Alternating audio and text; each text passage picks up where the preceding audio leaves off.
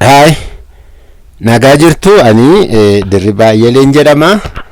Har'as egaa barumsa keenya giraamerii afaan Ingilizii mata duree English Grammar Explained in Afaan Oromoo isa jedhuun wal arginee jirra. Egaa barumsa kana yeroo dheeraadhaaf irra deddeebi'ee akkuma dubbachaa jiru mata dureen waliigalaasaa English Grammar Explained in Afaan Oromoo jedha. Kaayyoonsaa barreeffamni isaa qabiyyeensaa afaan Ingiliziitiin ta'e ani garuu akka inni baay'ee haala gaarii ta'een namootaaf afaan nuti beeknuun hubatamuu danda'uuf jechan afaan Oromootiin ibsatti kenna jechuudha.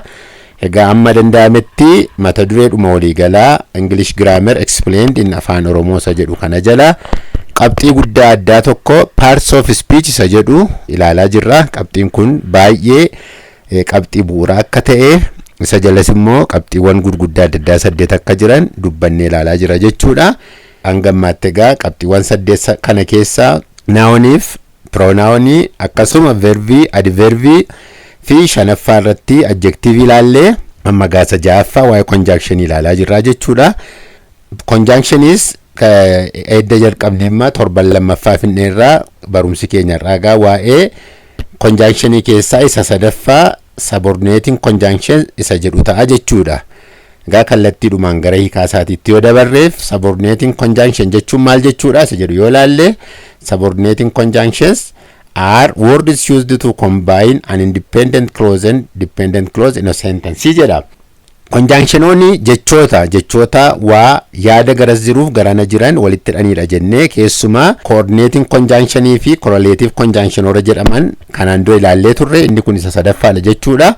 Eenyu fayyisa jedhu tartiiba isaa inni ilaalla rakkina hin qabu garuu isa dura hiikaan subordinating conjunctionii maaloodha jennee yoo ilaallee fi akkuma arguu danda'amu egaa words used to combine jechoota egaa walumaa gala parts of speech jala warri jiran qabxiiwwan gurguddaa 8 jala warri jiran hundumti isaanii jechootuma wordotuma garuu akka hojii isaaniitti hiikaa garaagaraa qabuuf malee jechuudha. Conjunctionoonnis jechootuma maal jechuudha isa jedhu immoo ilaallee turre. Egaa jechoonni kun immoo warra maal godhaniidha fakkeenyaaf independent clause fi dependent clause walitti fidu. Yeroo sentensii sana keessatti dhimma itti baanu yookaan yeroo barreessinu dependent clause'n jalqaba ta'uu danda'a yookaan independent clause'n jalqaba ta'uu danda'a bakka wal jijjiiruu danda'u rakkina hin qaban. Garuu dependent clause independent clause jechuun maal jechuudha isa jedhu yoo ilaalle utuu gara barumsa keenyaatti hin darbin fuula dura immoo jarreen kana gidduu goranii lamaan isaanii walitti hidhuu yeroo jennu maal jechuudha. Independent clause jechuun akkuma gaa ibsa isaarraa arguu dandeenyu a group of words that expresses a complete thought. It can stand alone jedha. It may be called a sentence. Independent clause jechuun karaa gara biraa gabaabaadhumatti sentensii guutuu tokko jechuudha. Walitti qabama jechootaa ta'ee garuu immoo kan subjectii qabu kan verbii qabu hamma dhumaatti deemee yaada yookaan ergaa guutuu ta'e tokko himni dabarsuu danda'u independent clause jedhama. Guutuudha jechuudha ergaansaa. Fakkeenyaaf I cancelled my travel to Dubai jedha iddoo kanatti. Ani imalan gara Dubaayitti gochuuf ture nan haqee jedha. Kun amma ergaa guutuudha. Yaada guutuudha. Subjectii qabaa, verbii qabaa, galma qabaa jechuudha. Kanaafi independent clause jechuun sentensii guutuu ta'e tokko jechuudha. Clause ergaa guutuu dabarsu tokko jechuudha. Kanaafi jedhagaa kan biraa immoo dependent clause jechuun immoo a group of words that expresses incomplete thought. Inni gararraa complete yaada guutuu, inni kun immoo incomplete yaada fannifame. Dependent clause hirkataa jechuudha. Independentiin of danda'a, dependentuun immoo calliseedhuma walitti qabama jechootaati malee sentensii of danda'a miti jechuudha. Fakkeenyaaf because of COVID-19 maaltu ta'e jalqabni isaas xumurri isaas jechootuma walitti qabama malee hiikaa guutuu agarsiisu. Kanaaf egaa subordinating conjunctionini himoota akkasii kana gidduu goranii jalqabas dhufuu danda'u gidduuttis dhufuu danda'u walitti hidhuu jechuudha. Fakkeenyaaf yoo ilaalle eenyu fayyisaan subordinating conjunctionsiin warri dependent if independent clause walitti hidhan kuni eenyu fayyisaan because, until, wherever, though, before, even if, since, even though, although, after, as soon as long as, unless, before fi tartiib isaanii baay'eedha. Isaan kana qofaatu hin ta'in baay'eedha. Garuu nuti akkuma hubachuu dandeenyuuf jecha isaan kana keessaa ilaaluu dandeenya malee isaan kuni subordinating conjunctions jedhamu. Amma akka yaadutti jalqabaa kaasee parts of speech jalatti warra ilaalaa jirru kana noun jechuun akaakuu isaa wajjin pronouniin eenyu fayyisa jedhu hima tokko keessatti barreeffama tokko keessatti hubachaa deemuu danda'utu nurra jira. Conjunctionsiin eenyu fayyisa jedhus akaakuu isaa wajjin hubachuu danda'u nurra jira jechuudha. Amma isaan kana deemnee yeroo laallu attamitti dhimma itti baana ruulii ittiin jarreen kanatti gargaaramu moo ilaallee subordinating conjunctionoota when the subordinating conjunctions appear in the beginning of a complex sentence a comma is used after the dependent clause. Yeroo sentensii tokko barreessinu subordinating conjunctionin yoo jalqabarra dhufa ta'e yeroo sentensii keenya isa jalqabaa sana xumurru koomaa keenya sentensii sattaanutti tunfuufin fuula dura koomaa yookaan qoodduutu taa'utu irra jira jechuudha. Yeroo jalqabatti dhufu fakkeenyaaf amma fakkeenya kana yoo ilaalle because it was a hot day guyyichi ho'aa waan tureef amma because inni jedhu subordinating conjunctionidha jalqabarra dhufe kanaafiyyuu it was a hot day kanaafi dependent clause kun immoo yeroo fidne koomaa yookaan qoodduu keenya jechuudha. Isa booddee sentensii isaa afimmoo itti fufnee jechuudha. Kanaaf yeroo subordinating conjunctionin jalqaba sentensii keenya irra dhufu sentensii isa jalqaba yaada isaa yeroo fidnu qoodduu keenya isaaf immoo itti fufna jechuudha. Kan biraan when a subordinating conjunction is used in the middle of a sentence there is no need for a comma to be used. Yeroo gidduu irra dhufu immoo subordinating conjunctionin hima tokko yeroo barreessinu yoo gidduu irra dhufa ta'ee qoodduu kaa'uun hin barbaachisu. Independent clause keenyaaf dependent clause keenya subordinating conjunctionii sana barreessinee dhuma walittiina. Fakkeenyaaf we didn't go out nuti bakkeen baane because it was raining roobaa ture waan ta'eef amma subordinating conjunctionin because jedhu gidduurra dhufe kanaaf qoodduu eessayyuu hin gashinee jechuudha. Akkasitti dhimma itti ba'amaa jechuudha. Karaa gara biraa tokko isaa ilaallemma because we didn't go out because dha yoo ilaalle we didn't go out because it was raining gidduurra dhufe waan ta'eef sentensoota keenya lamaan callisneedhuma gidduu keenya jechuudha.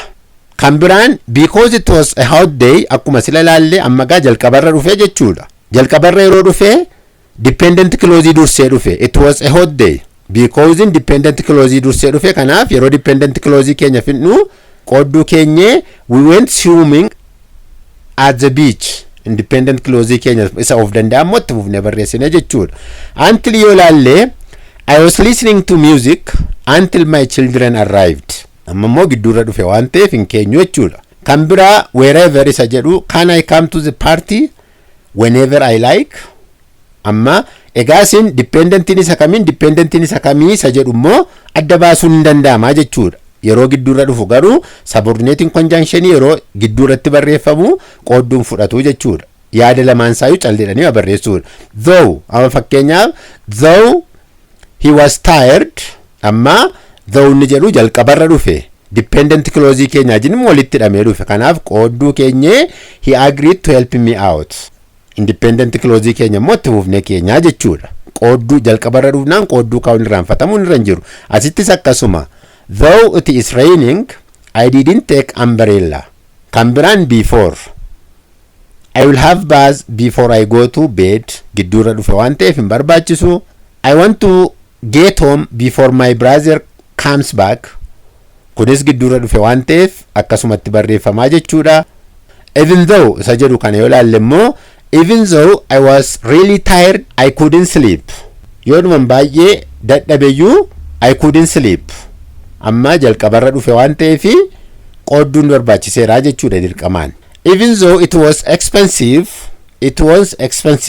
yoo dhuma mi'aa ta'eyyuu I bought the car inni independent of danda'adha. Inni sun garuu dependent dursee dhufe waan ta'eef qoodduun barbaachisee jechuudha. Although isa jedhu yoo ilaalle although the course was difficult dorgommichi yoodhuma cimaa ture ta'eyyuu he passed with the highest marks. Amma the course was difficult.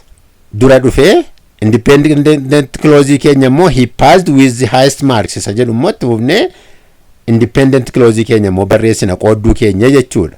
Salphaadhumatti wanti ni salphaadhumatti yaadachuun nurra jiru ammoo waa'een hiikaa isaati nu rakkisa jedhee yaadu waan ta'eef hiikaa seentensichaatti gatii laannee wanta lama hubachuun hin danda'ama. Garuu yoo jalqabarra dhufa